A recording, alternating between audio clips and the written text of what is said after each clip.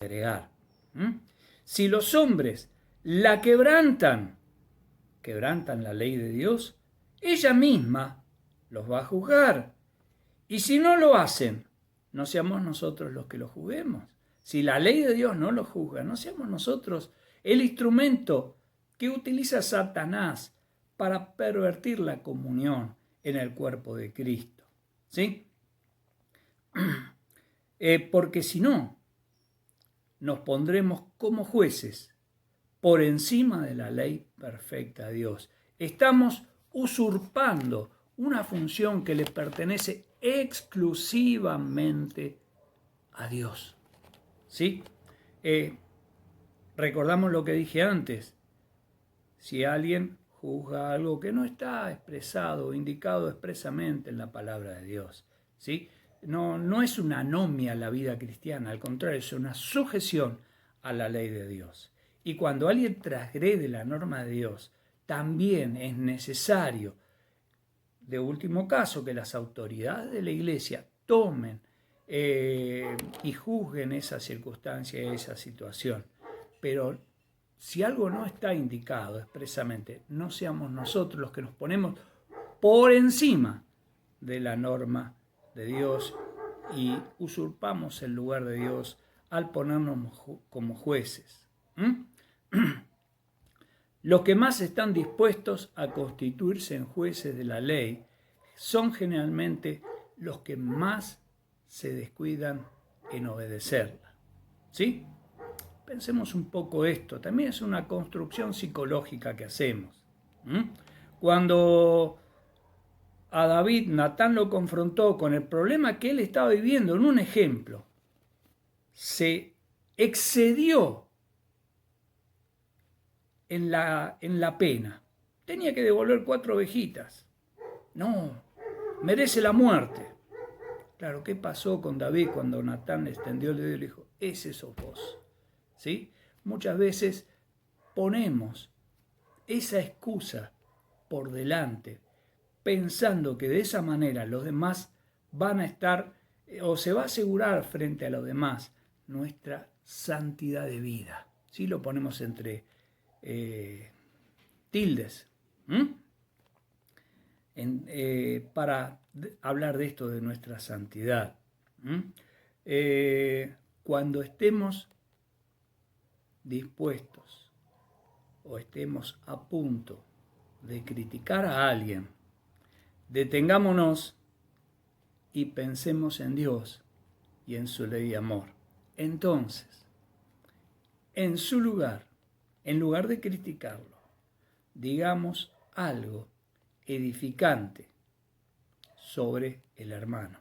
Eso nos impedirá dejar de fijarnos en los defectos de los hermanos y nos ayudará a ser obedientes a la ley de Dios, que es la ley del amor. Para pensar, para meditar, no agotamos el tema con esto, ¿sí? Pero bueno, tengamos cuidado con esto.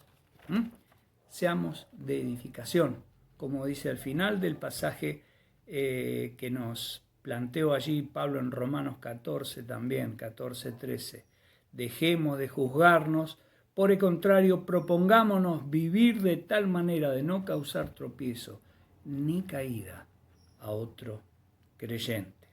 Bueno, y ahora la segunda parte que nos va a hablar de aquellos que se enorgullecen, se ensoberbecen, ¿sí? De aquellos que plantean o muestran su mundanalidad al presumir, ¿sí? Su confianza sobre sí mismos. Presten atención, versículo 13. Ustedes que dicen, hoy o mañana iremos a tal o cual ciudad y nos quedaremos un año y haremos negocios allí y ganaremos dinero.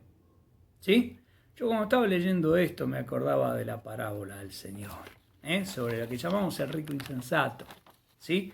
En Lucas capítulo 12 del 13 al 21. Entonces les contó esta parábola. Un hombre rico, del 16, vamos a empezar leyendo, ¿sí?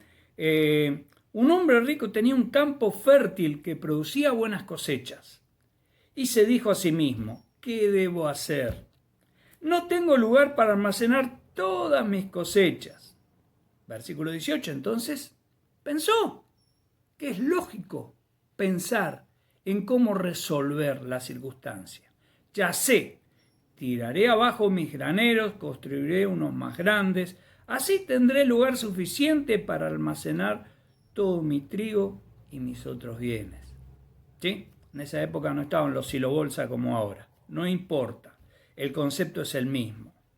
Versículo 19. Luego me pondré cómodo y me diré a mí mismo, amigo mío, tienes almacenado para muchos años, relájate, come, bebe y divierte. O sea, viví de rentas. ¿Sí? Esto es lo que pensó. ¿Está mal pensarlo? Desde el punto de vista humano, no. Pero ¿qué es la advertencia que Dios dio o Jesús mencionó en esta parábola? Pero Dios le dijo, necio. Y acordémonos lo que quiere decir, vacío de mente, hueco.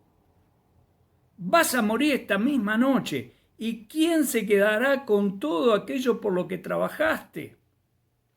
Versículo 21, la moraleja, porque toda parábola tenía una enseñanza. Así es el que almacena riquezas terrenales, pero no es rico en su relación con Dios.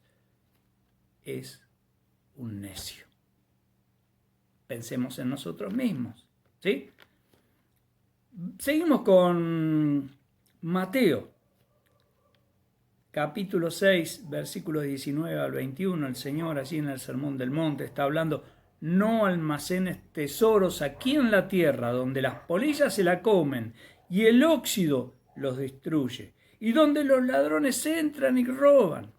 Almacena tus tesoros en el cielo, donde las polillas y el óxido no pueden destruir, y los ladrones no entran a robar. ¿Por qué?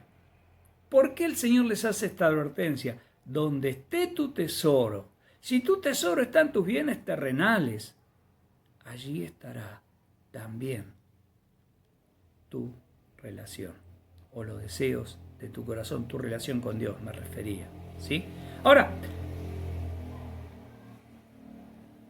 si tu tesoro está allí arriba en los cielos,